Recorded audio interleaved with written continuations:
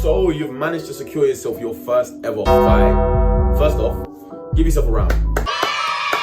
Good job. But in today's video, I'm going to tell you exactly what you need to know and do in order to be prepared for your first fight and hopefully victory.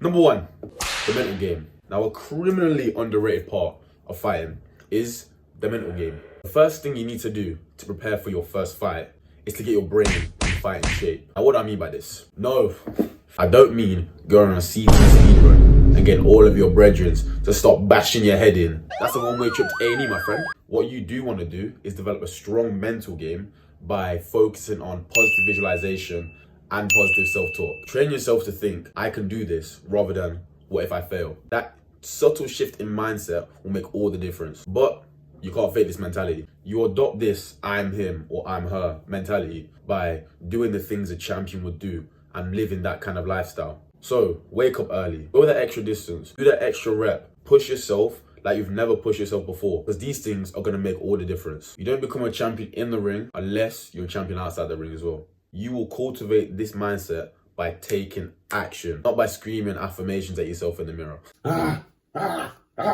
It won't work that way. Now I'm going to give you guys a little pre-fight tip. Something I like to do. Just before my fight, I like to visualize how the fight's going to play out. I don't just mean me dominating my opponent, boom, boom, boom, boom.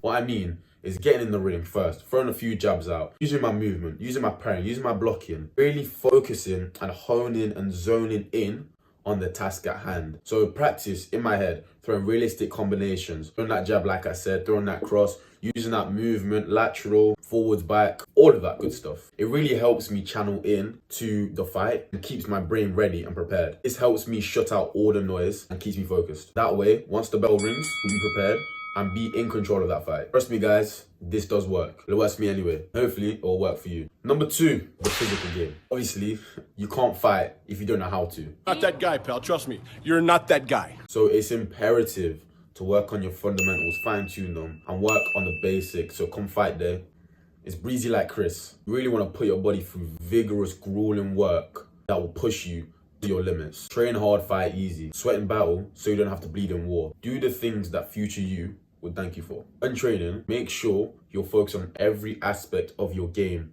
and not just the things you prefer. Remember, the aim isn't flawlessness. It's to have as little flaws as possible come fight day. So that means when you're hitting the bag, don't just throw some unrealistic combos, then put your hands down, move around, and repeat. Use your punching bag as an opponent that just doesn't hit back. We've all heard it before, that bag don't hit back. But use it as a tool. Move around the bag, pop that jab out, throw that cross, throw some combinations, but realistic ones. View it as a stationary opponent, but make sure you're utilizing all the movement, all the parrying and blocking, and visualizing it as a real opponent. Train the specific skills you'll need to win. Simple as that. Number three, the strategy game. Now, I'm sure we've all heard the famous quote, everyone has a plan until they get punched in the mouth. That was from me, actually. Mike Tyson. While it is true, you still need to go in the ring with some sort of plan / strategy. Whether that be feel your opponent out for the first round, popping the jab out, or coming on very aggressively and sticking it on them from the get-go. Come with something. Wait. That sounds hella sus. And this strategy can only be formulated once you've sparred with different people, with different sizes, different styles, different heights. So as uncomfortable as it may be for you, spar the harder guys. Spar the heavy hitter who throws vicious body shots. Spar that tall dude who's good at keeping you at range with his jab. Spar the short southpaw who's good at getting in close and throwing malicious combos. Shut up, bitch! Anyway, I'm not even a southpaw. I changed southpaw and orthodox. Versatility. But the harder the training, the easier the fight. And that's exactly how you want it. Once you've experienced these different fighting styles, then you can formulate a strategy. Now, I can't just give you a cookie cutter template strategy that will work for all people. There's no one size fits all. You have to find it within yourself. So think about the kind of fighter you are. Are you more of an aggressive fighter? Are you more of a counter puncher? Are you more of a reserved fighter? That's up for you to decide. Then think about your opponent's style. Like I said previously, are they the short southpaw who likes getting close? But you would already know how to deal with that because you would have had that strategy. So the strategy will be dependent on the fighter. Remember, sometimes the best strategy is to stay on the fly, be versatile and adjustable. Don't be afraid to change things up if your original plan isn't working. But rest assured, you will find one. Just stick at it, my friends. And number 4, one of my favorite ones, showing no emotion in the ring. Now I want to finish on a very, very important one. Showing no emotion in the ring. Why, you ask? Let me play you out a scenario. So you've been piecing your opponent up throughout the whole however many rounds.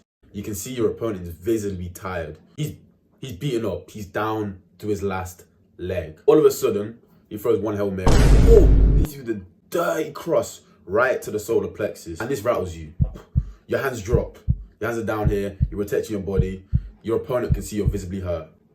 Just like that, this brother has now got an immense burst of energy. His eyes have lit up like he's just seen, I don't know, but he's seen something he likes. And now he's been given this boost of energy because he sees you're hurt. Now he's putting the pressure on you, my friend. But before that, he was down and out. Now let me play you another scenario. Same thing happens. Your opponent, visibly tired, you've pieced him up the whole round, and he hits you with just one swing to the solar plexus. This time, you Stands there, unfazed. He has been hit with a wave of disappointment, regret, and that basically means upset. Because he now knows no matter what he hits you with, you just stand there and take it like a good boy. What did he say? You stand there and take it. Nothing he can do can rattle you. He's mentally defeated.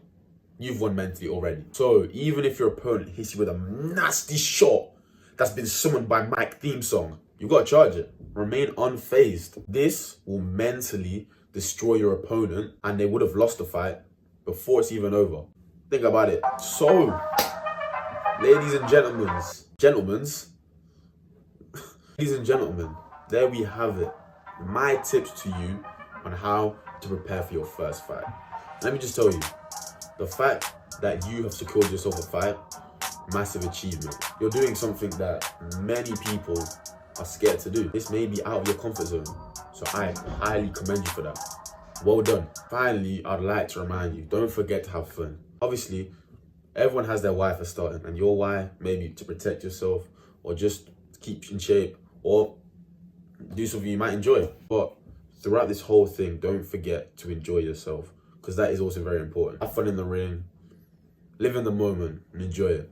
After all, fighting can be a great way and is a great way to test yourself and grow as a person. So thank you for watching. If you made it this far, just put a pineapple and gorilla face in the comment section just to confuse people.